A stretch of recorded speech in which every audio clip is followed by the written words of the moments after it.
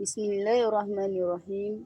Alhamdulillahirrabbilalamin. Wassalatu wassalamu ala ashrafil anbiya'i wal mursalin wa ala alihi wa sahbihi ajma'in. Qala rabbi shrah li sadri wa yassir li amri wahlul 'uqdatam min lisani yafqahu qawli. Assalamualaikum warahmatullahi wabarakatuh. Hari ini saya akan membentangkan pembentangan saya yang bertajuk Amalan Etika dan Peradaban dalam Masyarakat Kedah Tua.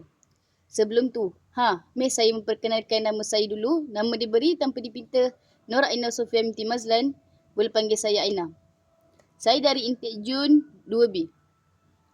Nombor matrik saya 2024 05112 Dumai. Okey, dah kenal nama saya? Jom saya bawa ke slide saya pula. Pertama sekali, Kedah Tua adalah salah satu tamadun awal yang membentuk etika dan peradaban masyarakat di utara Semenanjung Malaysia. Berikut adalah penerangan tentang amalan etika dan peradaban dalam masyarakat Kedah Tua. Okey, sistem sosial masyarakat Kedah Tua berpegang kuat pada nilai-nilai kekeluargaan dan saling menghormati. Sistem sosial ini memastikan kestabilan dan keharmonian dan kehidupan harian. Okey, sistem sosial ini mempunyai poin-poin kecil. Contohnya, struktur kekeluargaan, kasta dan status sosial, peranan agama dan adat istiadat. Okay. Contohnya, struktur kekeluargaan. Kedah Tua sangat mementingkan kekeluargaan sebagai unit asas masyarakat. Hubungan kekeluargaan yang erat membantu dalam memelihara kestabilan sosial. Setiap anggota keluarga mempunyai peranan dan tanggungjawab yang jelas. Kasta dan status sosial. Walaupun tidak jelas sistem kasta di India, terdapat perbezaan status sosial dalam masyarakat Kedah Tua berdasarkan pekerjaan, keturunan dan peranan dalam masyarakat. Pemimpin dan golongan agama seringkali mendapat kedudukan yang lebih tinggi. Peranan agama. Agama memainkan peranan yang sangat penting dalam masyarakat. Sebelum kedatangan Islam, masyarakat Kedah Tua mengamalkan kepercayaan Hindu-Buddha. Ini mempengaruhi nilai-nilai etika, adat resam dan amalan harian mereka. Adat istiadat.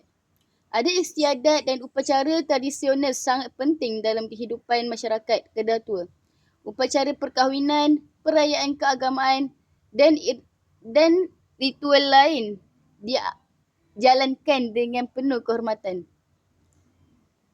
Perdagangan. Perdagangan Kedah Tua terletak di semenanjung laluan maritim utama yang menghubungkan Asia Timur dengan Asia Selatan dan Timur Tengah. Lokasi ini menjadikannya persinggahan penting bagi pendagang yang bergerak antara India, China, Arab dan wilayah lain.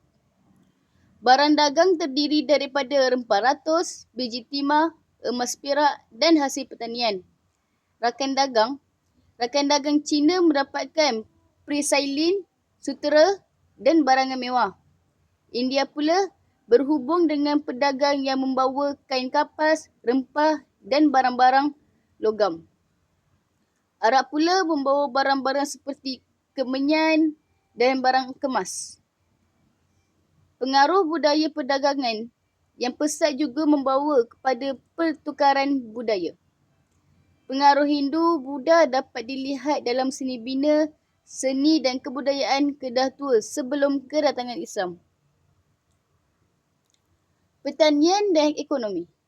Pertanian Kedah Tua dikenali sebagai salah satu pusat pertanian yang produktif pada zaman dahulu. Tanah pamah yang luas dan subur memungkinkan masyarakat untuk menanam sebagai tanaman, terutama padi. Padi adalah tanaman utama yang ditanam dan menjadi sumber makanan utama serta ekspor penting. Selain padi, masyarakat Kedah Tua juga menanam tanaman seperti jagung, kacang dan buah-buahan. Ekonomi. Ekonomi Kedah Tua didukung oleh sejumlah faktor, termasuk lokasi strategis, sumber daya alam yang melimpah dan sistem perdagangan yang efisien.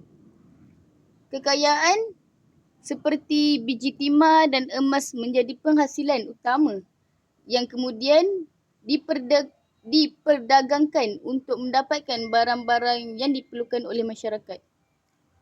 Agama dan kepercayaan. Pengaruh Hindu-Buddha sebelum kedatangan Islam, agama Hindu dan Buddha mempunyai pengaruh yang besar di Kedah Tua. Ini terbukti dengan penemuan candi-candi dan arca-arca Hindu-Buddha di Lembah Bujang dan Sungai Batu. Patung-patung dewa-dewi dan inskripsi yang ditemui menunjukkan penyebaran agama-agama ini di kalangan masyarakat. Pengaruh Islam. Pengaruh Islam dengan kedatangan pedagang-pedagang Arab dan Persia. Agama Islam mula diperkenalkan kepada masyarakat Kedah Tua. Proses Islamisasi berlaku secara beransuran dan membawa perubahan besar dalam kepercayaan dan amalan keagamaan masyarakat. Adat dan kepercayaan tempatan. Selain agama besar, masyarakat Kedah Tua juga mempunyai kepercayaan tempatan yang diwarisi turut-temurun. Ini termasuk kepercayaan kepada semangat alam seperti sungai, gunung, hutan yang dianggap mempunyai kuasa sakral dan perlu dihormati. Nilai-nilai moral. Etika dalam masyarakat Kedah Tua banyak dipengaruhi oleh ajaran Islam yang menekankan nilai-nilai seperti kejujuran, tanggungjawab dan hormat menghormati antara satu sama lain. Kejujuran dan amanah. Kejujuran adalah nilai utama dalam urusan harian, terutama dalam perdagangan. Perdagangan dan individual di Kedah Tua dihormati kerana mempraktikalkan amanah dan integriti dalam setiap transaksi yang membina kepercayaan dan hubungan baik dengan rakan dagang dari luar.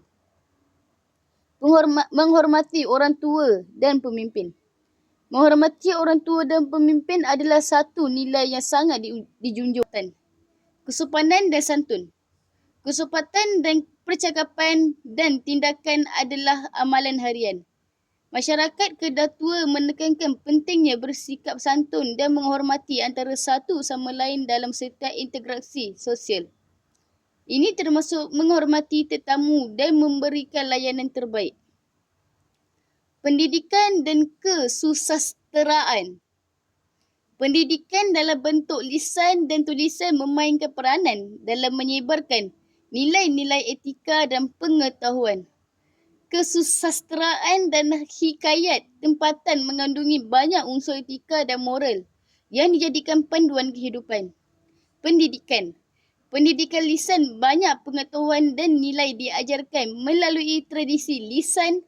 Guru-guru dan orang tua menyampaikan ilmu pengetahuan kepada generasi muda melalui cerita, nasihat dan pengajaran lisan. Inskripsi dan penulisan. Penggunaan tulisan dalam bentuk inskripsi pada batu-batu prasasti menunjukkan tahap kemajuan dalam penulisan dan perekodan. Ini digunakan untuk merekodkan peristiwa penting, perjanjian dan undang-undang. Kesusasteraan. Pengaruh luar. Pengaruh dari India dan China membawa elemen-elemen baru ke dalam kesusasteraan Kedah Tua, termasuk penggunaan bahasa Sanskerta dan teks-teks keagamaan Hindu-Buddha. Sastra lisan. Sastra lisan cerita rakyat, mitos dan legenda yang diwariskan dari generasi ke generasi melalui lisan. Ini termasuk cerita mengenai asal-usul Kedah Tua dan para pahlawannya. Okey, sekian dari saya. Terima kasih. Dah.